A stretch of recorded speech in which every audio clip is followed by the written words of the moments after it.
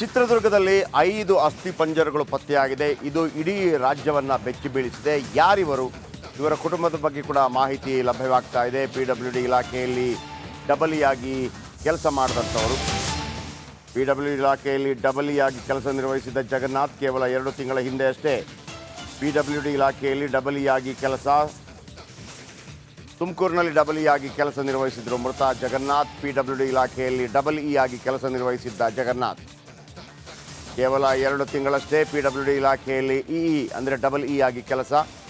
88ರಿಂದ 2 ತಿಂಗಳು ಡಬಲ್ ಆಗಿ ಸೇವೆ ಮಾಡಿದ್ದಾರೆ. ಈಗ ಈ ಮನೆಯಲ್ಲಿ ಈ ಥರ ಅಸ್ಥಿಪಂಜರಗಳು ಪತ್ತೆಯಾಗಿದೆ. ಅಂದರೆ ಬೆಡ್ಡಲ್ಲಿ ಮಲಗಿದಂಥ ರೀತಿಯಲ್ಲಿ ಯಾರಿಗೂ ಗೊತ್ತಾಗಲಿಲ್ವಾ? ಇಷ್ಟು ದಿನಗಳ ನಂತರ ಹೇಗೆ ಗೊತ್ತಾಯಿತು? ಬೆಚ್ಚಿ ಬಿದ್ದಿದೆ ಕೋಟೆನಾಡು. ಒಂದು ಮನೆಯಲ್ಲಿ 5 ಅಸ್ಥಿಪಂಜರ. ಸದ್ಯ ಚಿತ್ರದುರ್ಗದ ಮನೆಯಲ್ಲಿ ಜಗನ್ನಾಥ್ ಅಸ್ಥಿಪಂಜರ ಪತ್ತೆಯಾಗಿದೆ. ಪಾಳು ಬಿದ್ದ ಮನೆಯಲ್ಲಿ ಜಗನ್ನಾಥ್ ಸೇರಿದಂತೆ 5 ಅಸ್ಥಿಪಂಜರ ಪತ್ತೆ. ಇದು ಏನಾಯಿತು? ಕೊಲೆನೋ ಆತ್ಮಹತ್ಯೆನೋ? ಇಲ್ಲಿ ತನಕ ಯಾಕೆ ಗೊತ್ತಾಗಲಿಲ್ಲ? ತಿಂಗಳಾಯಿತೋ ವರ್ಷಗಳಾಯಿತೋ? ಒಂದು ಮಾಹಿತಿ ಪ್ರಕಾರ 5 ವರ್ಷಗಳಾಯಿತು ಅಂತ ಹೇಳ್ತಾ ಇದ್ದಾರೆ. 3 ವರ್ಷಗಳಾಯಿತು ಅಂತ ಹೇಳ್ತಾ ಇದ್ದಾರೆ. ಫಾರೆನ್ಸಿಕ್ ಲ್ಯಾಬ್ ಅವರು ಅದರ ಬಗ್ಗೆ ನಿಖರವಾಗಿ ಹೇಳ್ತಾರೆ. ಇನ್ನು ಕೋಟೆನಾಡನ್ನು ಬೆಚ್ಚಿ ಬೀಳಿಸಿದ ಜಗನ್ನಾಥ್ ರೆಡ್ಡಿ ಕುಟುಂಬದ ಸಾವು. ಒಟ್ಟು 5 ಮಂದಿ ಸಾವನ್ನಪ್ಪಿದ್ದಾರೆ. ಇದು ಆತ್ಮಹತ್ಯೆನ ಕೊಲೆನ ಅನ್ನೋದು ಮೇಲ್ನೋಟಕ್ಕೆ ಗೊಂದಲ ಉಂಟಾಗಿದೆ. 2019ರ ಜೂನ್ ಜುಲೈನಲ್ಲಿ ಎಲ್ಲೂ ಕಾಣಿಸಿಕೊಳ್ಳದ ಕುಟುಂಬ. ಅಕ್ಕಪಕ್ಕದ ಮನೆಯವರು ಸಂಬಂಧಿಕರ ಜೊತೆಗೂ ಸಂಪರ್ಕ ಯಾವತ್ತೂ ಇಲ್ಲವಂತೆ. ಸಂಬಂಧಿಕರ ಜೊತೆ ಜಗಳವಾಡಿಕೊಂಡಿದ್ದ ಜಗನ್ನಾಥ್ ರೆಡ್ಡಿ ಕುಟುಂಬ. ನಿನ್ನೆ ಬೀದಿನಾಯಿಯೊಂದು ತಲೆಬುರುಡೆ ಕಚ್ಚಿಕೊಂಡು ರಸ್ತೆಗೆ ಬಂದಿತ್ತು. ಇದನ್ನು ನೋಡಿ ಪತ್ರಕರ್ತರಿಂದ ಚಿತ್ರದುರ್ಗ SP ಮಾಹಿತಿ ಅಲ್ಲಿ ಗೊತ್ತಾಗುತ್ತೆ. ಖುದ್ದು SP ಸ್ಥಳಕ್ಕೆ ಭೇಟಿ ನೀಡಿ ಪರಿಶೀಲಿಸಿದ ಬಳಿಕ ಪ್ರಕರಣ ಬೆಳಕಿಗೆ ಬಂದಿದೆ.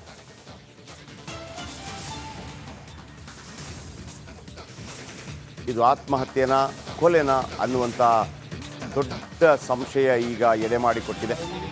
ನೋಡಿ, ಈ ಮನೆಯಲ್ಲಿ ಇವರಿದ್ದರು. ಈಗಲೂ ಗೊತ್ತಾಗ್ತಿರ್ಲಿಲ್ಲ. ನಾಯಿಯೊಂದು ತಲೆಯನ್ನು ಕಚ್ಕೊಂಡು ಬರುತ್ತೆ. ಅದನ್ನು ನೋಡಿದಂಥವರು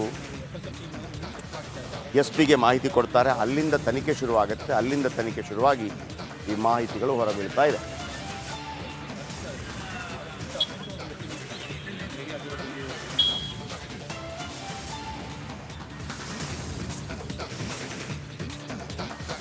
ಈ ನಿಗೂಢ ಸಾವಿನ ರಹಸ್ಯ ಏನು ಅಂತ ಇನ್ನೂ ಕೂಡ ಗೊತ್ತಾಗ್ತಾ ಇಲ್ಲ.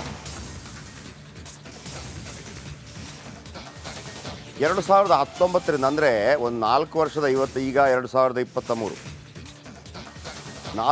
3 ವರ್ಷದ ಹಿಂದೆಯೇ ವಾಸನೆ ಬರ್ತಾ ಇತ್ತಂತೆ. ಅಕ್ಕಪಕ್ಕದವರು ಕಿಟಕಿಯಿಂದ ಇಣುಕಿ ನೋಡ್ತಾ ಇದ್ರು. ಆಗ ಕಿಟಕಿಯಿಂದ ನೋಡಿ ಸುಮ್ಮನಾಗಿದ್ದ ನಿವಾಸಿಗಳು ವಿಪರೀತವಾದಂಥ ದುರ್ವಾಸನೆ ಬರ್ತಾ ಇತ್ತು. ಇವರೆಲ್ಲ ಜಗಳಾಡ್ಕೊಂಡಿದ್ರು. ಅಕ್ಟೋಬರ್ ತಿಂಗಳಲ್ಲಿ ಮನೆಯಿಂದ ಕೆಟ್ಟ ವಾಸನೆ ಬಂದಿತ್ತಂತೆ.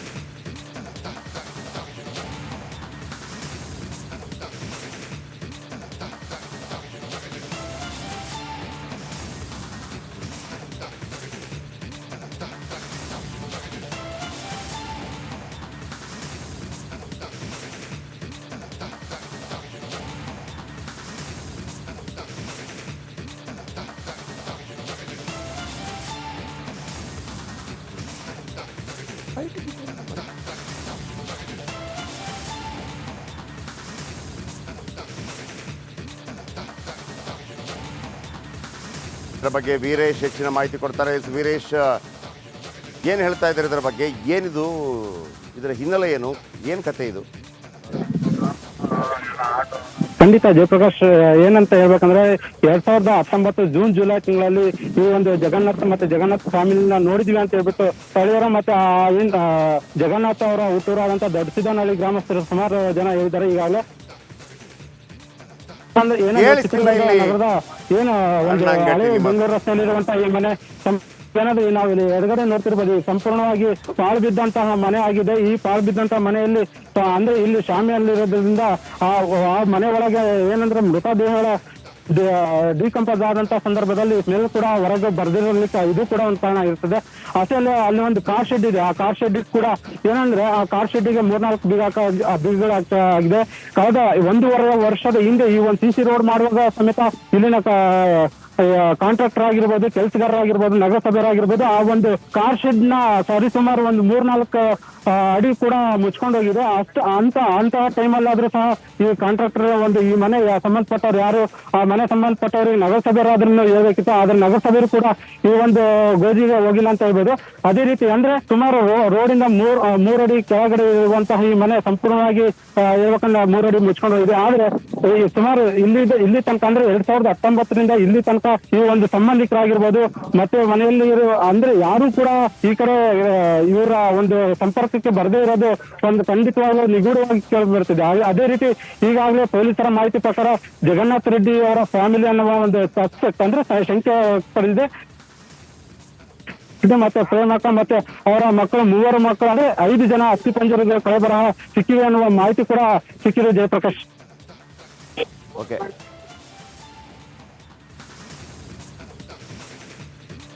Okay, thank you.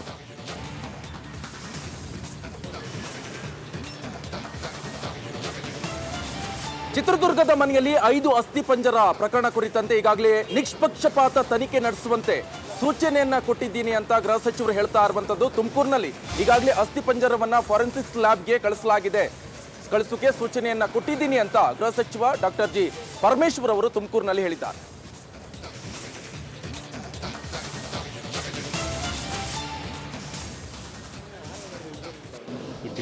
ಅದು ಒಂದೇ ಮನೆಯಲ್ಲಿ 5 ಅಸ್ಥಿಪಂಜರ ಸಿಕ್ಕಿದೆ ಅಂತೇಳಿ ವರದಿಯಾಗಿದೆ.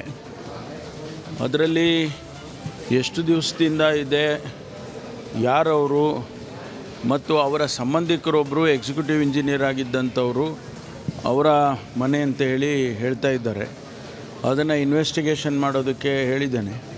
ಈಗಾಗಲೇ ನಮ್ಮವರು ಪೊಲೀಸ್ನವರು ಕ್ರಮ ತಗೊಂಡಿದ್ದಾರೆ. ಅದನ್ನು ಇನ್ವೆಸ್ಟಿಗೇಟ್ ಮಾಡಿ FSLಗೆ ಫೊರೆನ್ಸಿಕ್ ಸೈನ್ಸ್ ಲ್ಯಾಬ್ರೇಟ್ರಿಗೆ ಕಳಿಸಿ ಸ್ಯಾಂಪಲ್ಸ್ಗಳನ್ನೆಲ್ಲ ಕಳಿಸಿ ಅದರ ಏಜು ಮತ್ತೊಂದು ಎಲ್ಲ ಪರೀಕ್ಷೆ ಮಾಡ್ತೇವೆ. ಅದ್ರ ಜೊತೆಗೆ ಅದು ಯಾರದ್ದು ಮನೆ, ಯಾರು ಅವರು, ಅಲ್ಲಿ ಯಾರು ಇದ್ದರು ಆ ಮನೆಯಲ್ಲಿ ಅನ್ನೋದೆಲ್ಲ ಈಗ ನಮಗೆ ಮಾಹಿತಿಯನ್ನು ಕಲೆ ಹಾಕ್ತಾ ಇದ್ದಾರೆ. ಅದಾದಮೇಲೆ ಗೊತ್ತಾಗ್ತದೆ ಅವರೇ ಸುಸೈಡ್ ಮಾಡ್ಕೊಂಡಿದ್ರಾ ಆ ಮನೆಯಲ್ಲಿ ಅಥವಾ ಯಾರಾದರೂ ಸಾಯಿಸಿದ್ರಾ ಅಥವಾ ಏನಾಗಿದೆ ಅನ್ನೋದೇನು ಗೊತ್ತಿಲ್ಲ. ಅದು ಇನ್ವೆಸ್ಟಿಗೇಷನ್ ಆದಮೇಲೆ ಫೊರೆನ್ಸಿಕ್ ರಿಪೋರ್ಟ್ ಆದಮೇಲೆ ಗೊತ್ತಾಗುತ್ತೆ. ತುಮಕೂರಲ್ಲೂ ಕೂಡ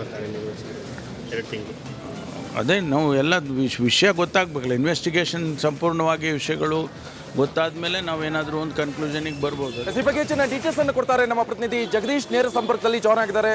ಜಗದೀಶ್, ಈಗಾಗಲೇ ಗೃಹ ಸಚಿವರು ಒಂದು ಹೇಳಿಕೆಯನ್ನು ಕೊಟ್ಟಿರುವಂತದ್ದು, ಅಸ್ಥಿ ಪಂಜರವನ್ನ ಫಾರೆನ್ಸಿಕ್ ಲ್ಯಾಬ್ಗೆ ಕಳಿಸಲಾಗಿದೆ, ನಿಷ್ಪಕ್ಷಪಾತ ತನಿಖೆಯನ್ನು ಮಾಡುವಂತೆ. ಸದ್ಯ ಏನು ಬೆಳವಣಿಗೆ ಆಗ್ತಿದೆ ಈ ಪ್ರಕರಣ ಕುರಿತಂತೆ?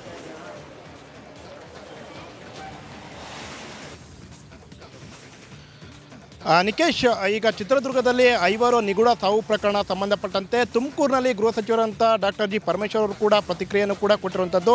ಈ ಘಟನೆ ಬೆಳಕಿಗೆ ಬಂದ ಬೆನ್ನಲ್ಲೇ ಈಗ ಸ್ಥಳಕ್ಕೆ ಪೊಲೀಸರು ಕೂಡ ಈಗ ಭೇಟಿಯನ್ನು ಕೊಟ್ಟು ಈಗ ಪರಿಶೀಲನೆ ಕೂಡ ಮಾಡ್ತಾ ಇರುವಂಥದ್ದು. ಅಂದರೆ ಆ ಮನೆಯಲ್ಲಿ ಯಾರಿದ್ರು, ಅವರು ಯಾರ ಸಂಪರ್ಕದಲ್ಲಿದ್ದರು ಅನ್ನೋದ್ರ ಬಗ್ಗೆ ಈಗ ಮಾಹಿತಿಯನ್ನು ಕೂಡ ಕಲೆ ಆಗ್ತಾ ಇರುವಂಥದ್ದು.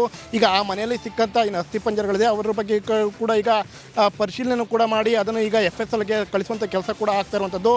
FSLನ ಒಂದು ರಿಪೋರ್ಟ್ ಕೂಡ ಬಂದ ಬಳಿಕ ಅದರ ಸತ್ಯಾಸತ್ಯತೆ ಕೂಡ ಗೊತ್ತಾಗುತ್ತೆ ಅನ್ನೋ ಮಾತನ್ನು ಕೂಡ ಹೇಳ್ತಾ ಇರುವಂಥದ್ದು. ಅಂದರೆ ಈಗ ಅವರ ಏನು ಈಗ ಮೃತಪಟ್ಟಿರುವಂಥದ್ದು ಯಾರಿದ್ದಾರೆ, ಅವರ ಸಂಪರ್ಕದಲ್ಲಿ ಯಾರಿದ್ರು ಮತ್ತು ಅವರ ವಿಳಾಸಗಳು ಏನಿದ್ದು ಮತ್ತು ಯಾರ್ಯಾರು ಅಲ್ಲಿ ಬಂದು ಹೋಗ್ತಾ ಇರೋದ್ರ ಬಗ್ಗೆ ಈಗ ಎಲ್ಲದ್ರ ಬಗ್ಗೆ ಈಗ ಪೊಲೀಸರು ಕೂಡ ಈಗ ತನಿಖೆಯನ್ನು ಕೂಡ ಮಾಡ್ತಾ ಇರುವಂಥದ್ದು.